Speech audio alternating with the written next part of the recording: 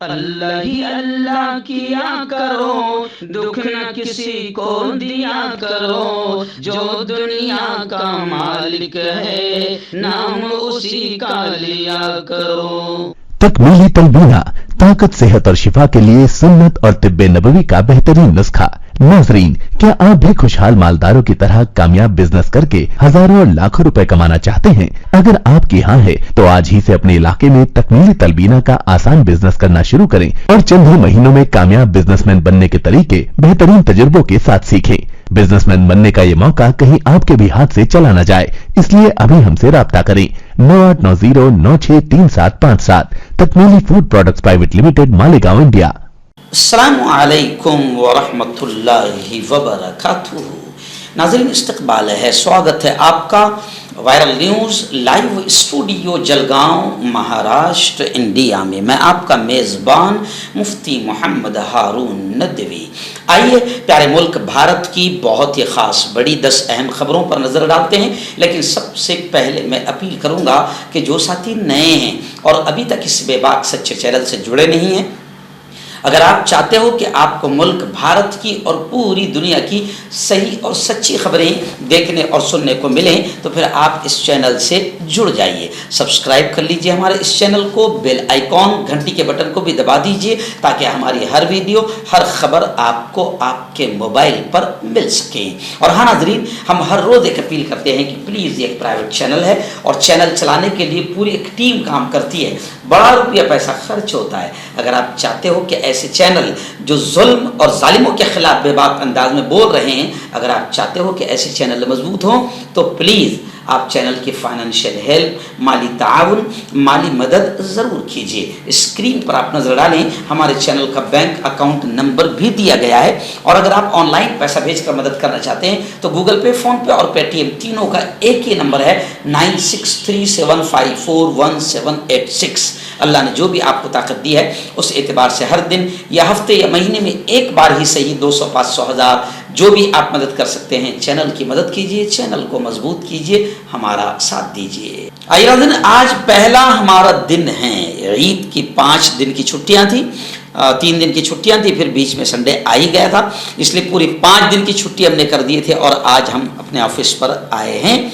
आप तमाम को एक बार फिर दिल की गहराइयों से ईद की खुशियाँ मुबारक हो। अल्लाह आपको, हम सबको ईद की सच्ची खुशियाँ, रहमतें, बरकतें अल्लाह नसीब फरमाएँ। आइए आमीन। आइए पहली बड़ी खबर मेरी निगाहों के सामने, हालांकि ये इंटरनेशनल न्यूज़ है लेकिन हम नेशनल न्यूज़ में भी इसको बयान कर रहे हैं क्योंकि अभी लोग, बाकायदा भारत के लोग भी जानना चाह रहे हैं। जी हाँ, पहली खबर ये आ रही है कि ईरान ने इजराइल पर 300 मिसाइलों और ड्रोन्स से जवाबी हमला किया। लेकिन कमाल की बात यह है कि इजराइल का बाल भी बांका नहीं हुआ, एक की भी जान नहीं गई और इजराइल में एक भी बिल्डिंग नहीं गिरी, कोई नुकसान नहीं। इसी वजह से लोग कह रहे कि ये सारा मैच फिक्सिंग था।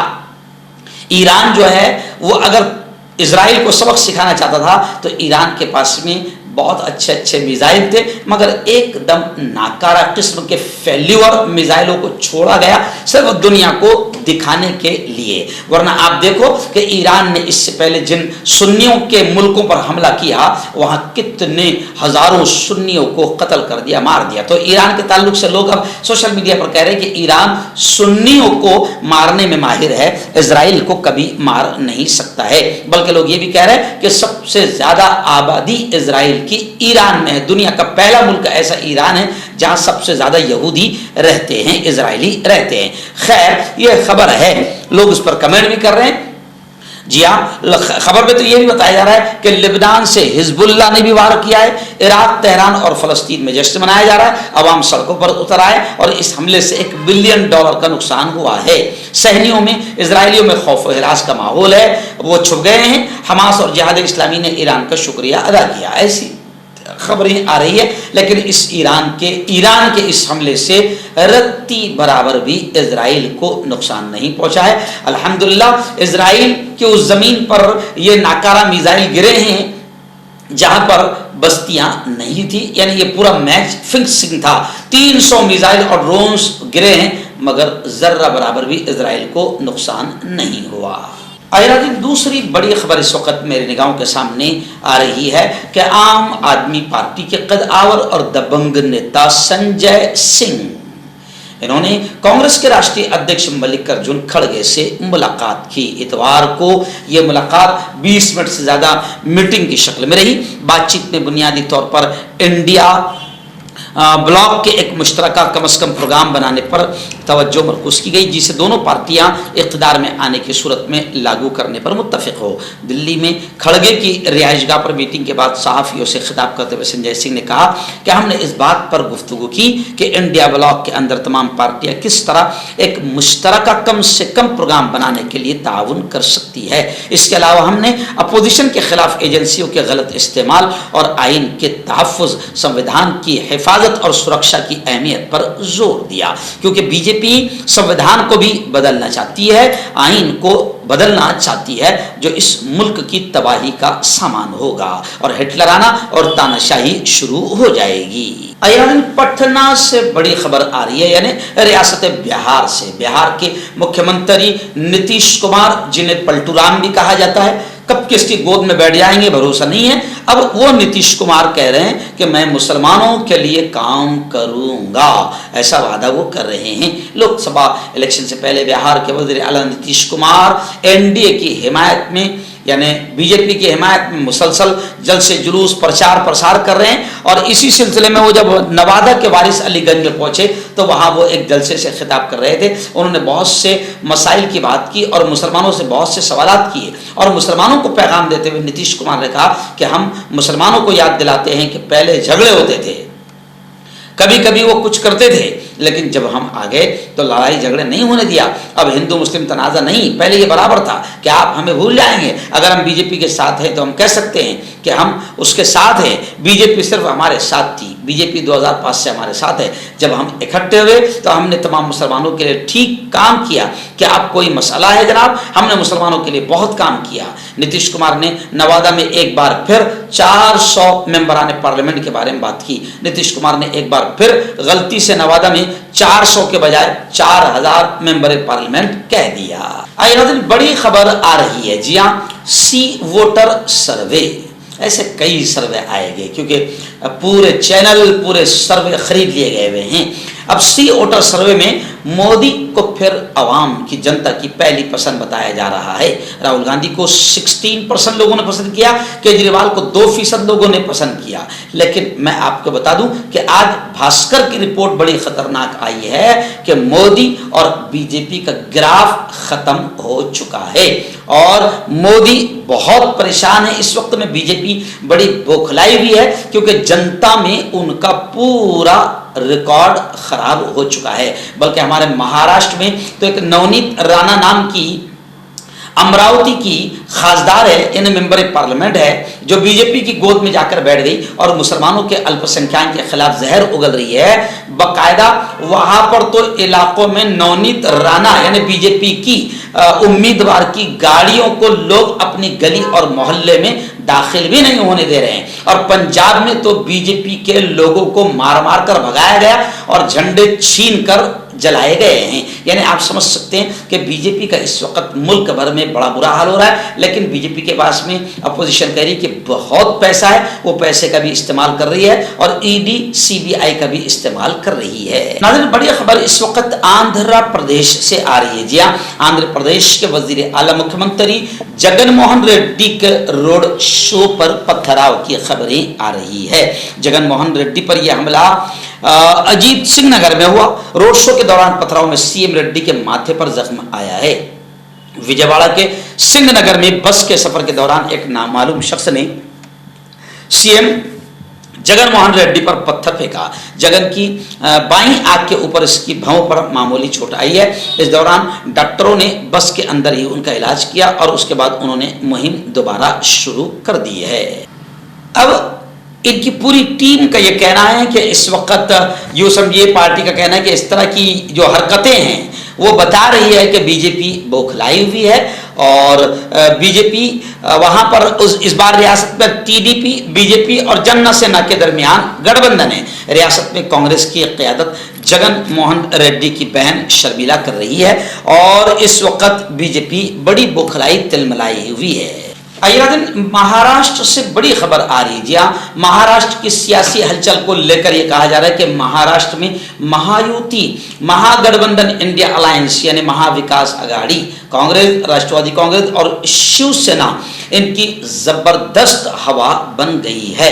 हालांकि इस महायुति, महाराष्ट्र में महाविकास आघाड़ी को नुकसान पहुंचाने के लिए बताया जा रहा है कि छोटी छोटी पार्टियां वो किरदार अदा कर रही है और महाविकास आघाड़ी को नुकसान पहुंचाने में ये माना जा रहा है कि प्रकाश अंबेडकर बड़ा किरदार अदा कर सकते हैं। लेकिन सोशल मीडिया ग्रुप्स पर यह बात चल रही है कि अभी फिलहाल बीजेपी को हराने के लिए महाविकास आघाड़ी यानी कांग्रेस, राष्ट्रवादी और शिवसेना, इनको ही वोट तमाम अल्पसंख्यक समाज करने वाला है। प्रकाश अंबेडकर या AIMIM या कोई भी छोटी छोटी पार्टियां, इन तमाम को वोट कटुआ माना जा रहा है कि ये लोग वोट काटने के लिए आ रहे हैं। ऐसा सोशल मीडिया पर जबरदस्त अंदाज में माहौल बन चुका है और महाविकास आघाड़ी की महाराष्ट्र में धूम नजर आ रही है और ये माना जा रहा है कि अगर महाविकास आघाड़ी के अलावा हम किसी को भी यानी प्रकाश अंबेडकर की पार्टी या AIMIM या किसी को भी या अपक्ष उम्मीदवार को अगर हम वोट देते हैं तो ये वोट हमारा सीधा बीजेपी को जाएगा। और प्रकाश जी अंबेडकर का जो बयान मोदी जी की तारीफ का सोशल मीडिया पर वायरल हो रहा है, उसकी वजह से भी लोग प्रकाश अंबेडकर साहब से थोड़ा सा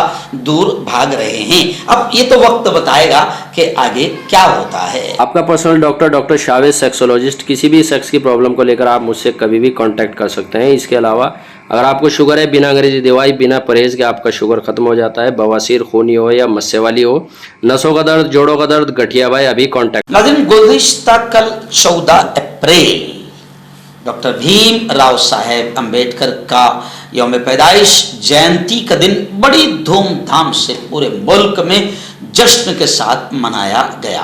इस मौके पर बाकायदा मुल्क के प्रेसिडेंट, ऐसे ही वाइस प्रेसिडेंट और मुल्क के वजीर आजम नरेंद्र मोदी और दीगर मुअज़्ज़िज़ीन ने डॉक्टर भीम राव अंबेडकर साहब को खिराजे अकीदत पेश किया, उन्हें श्रद्धांजलि पेश की। तो लोग अब नरेंद्र मोदी और बीजेपी के लीडरों के श्रद्धांजलि पेश करने पर यह कह रहे हैं कि भैया सच्ची श्रद्धांजलि भीमराव अंबेडकर साहब को अगर पेश करना चाहते हैं, ये दिखावा मत करो, अगर सच्ची श्रद्धांजलि पेश करना चाहते हैं तो भीमराव साहब अंबेडकर के संविधान को कायम रखने, बाकी रखने और मजबूत करने की बात करो, क्योंकि तुम्हारे लोग और तुम्हारी पार्टी के उम्मीदवार अपने प्रचार प्रसार में खुलकर ये कह रहे हैं कि संविधान में संशोधन अगर करना है तो बीजेपी को 400 पार आपको लाना है, तब जाकर संविधान को भी बदला जा सकता है।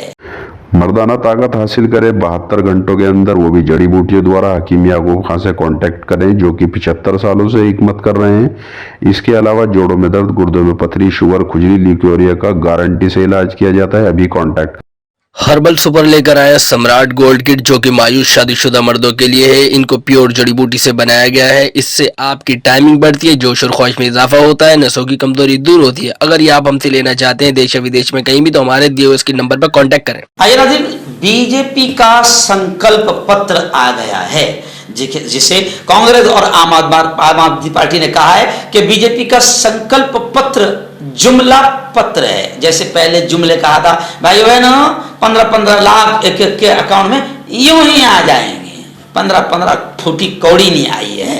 तो ऐसे ही कांग्रेस और आम आदमी पार्टी ने कहा है कि संकल्प पत्र बीजेपी का ये जुमला पत्र है। कांग्रेस ने बीजेपी के संकल्प पत्र को अपने न्याय पत्र से मुवाजना भी किया। वहीं पर आम आदमी पार्टी की लीडर आतिशी ने कहा कि बीजेपी रोजगार, नौजवानों को नौकरियों का डेटा देने को तैयार नहीं है। जी हां, कांग्रेस तर्जुमान ने तो यह कहा कि बीजेपी के तय अब लोगों में सख्त नाराजगी पाई जा रही है। बीजेपी के संकल्प पत्र को प्रियंका गांधी ने एक दिखावा पत्र करार दिया और राहुल गांधी ने कहा कि बीजेपी के संकल्प पत्र से महंगाई, बेरोजगारी बीजेपी के मंशूर से बिल्कुल पूरी तरीके से गायब है। यानी बीजेपी महंगाई और बेरोजगारी पर जिक्र करने को भी तैयार नहीं, महंगाई को दूर करने और बेरोजगारी को खत्म करने की बात करने को भी तैयार नहीं है। संकल्प पत्र जो है वो एक दिखावा है जिसमें अडानी अंबानी जैसे लोगों को बाकी रहने और मजबूत रहने की गारंटी दी जा रही है और किसानों और गरीबों को कुचल देने की और मार देने की गारंटी मोदी जी ले रहे हैं और दे रहे हैं। बल्कि पवन खेड़ा ने तो कहा कि बीजेपी के संकल्प पत्र माफीनामा है, क्योंकि इन 10 सालों में इन्होंने कुछ नहीं किया।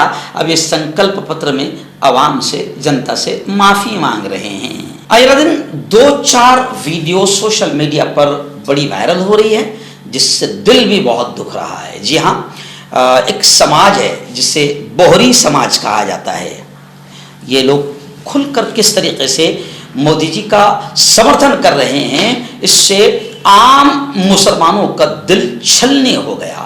उनकी मस्जिद में बोहरियों ने अपनी मस्जिद में बाकायदा मोदी के पोस्टर लहराए और बीजेपी के एक जिम्मेदार मस्जिद में आए और उनके बोहरियों के जो भी उस्ताद है, धर्मगुरु है, वो बाकायदा मोदी जी की तारीफ कर रहे हैं। और मस्जिद में शर्म नहीं आ रही है, मस्जिद में मोदी जी के नारे लग रहे हैं। जी हाँ, मोदी जी की तारीफ हो रही है। शायद इनको ये नहीं मालूम कि मस्जिद अल्लाह का घर होता है और अल्लाह के घर में सिर्फ अल्लाह का जिक्र होता है और अल्लाह की बड़ाई और अल्लाह की तारीफ होती है। लेकिन क्या करें, ये समाज जो बेचारा है बिजनेस वाला समाज है, कारोबारी समाज है और ये अपने बिजनेस को बचाने के लिए उसकी गोद में बैठता है जिसकी सत्ता चलती है। यानी ये चलती गाड़ी में सवार होने वाला समाज है। लेकिन इनके जो वीडियो सोशल मीडिया पर वायरल हो रहे हैं, इससे आम मुसलमानों का दिल छलनी हो गया है, क्योंकि ये मस्जिद में बाकायदा नरेंद्र मोदी के फोटो लहरा रहे हैं और मस्जिद में नरेंद्र मोदी के जिंदाबाद के और जय हो के नारे लगा रहे हैं। आइए एक बड़ी खबर इस वक्त आ रही है महाराष्ट्र से। जी हाँ, शिवसेना उद्धव बाला साहेब ठाकरे की पार्टी लीडर किशोरी पेडनेकर कर रहे हैं राज ठाकरे पर तनकीद करते हुए, कमेंट करते हुए कहा कि राज ठाकरे बेचारे एक ऐसे शेर हैं जिनके दांत भी और नाखून भी निकाले जा चुके हैं।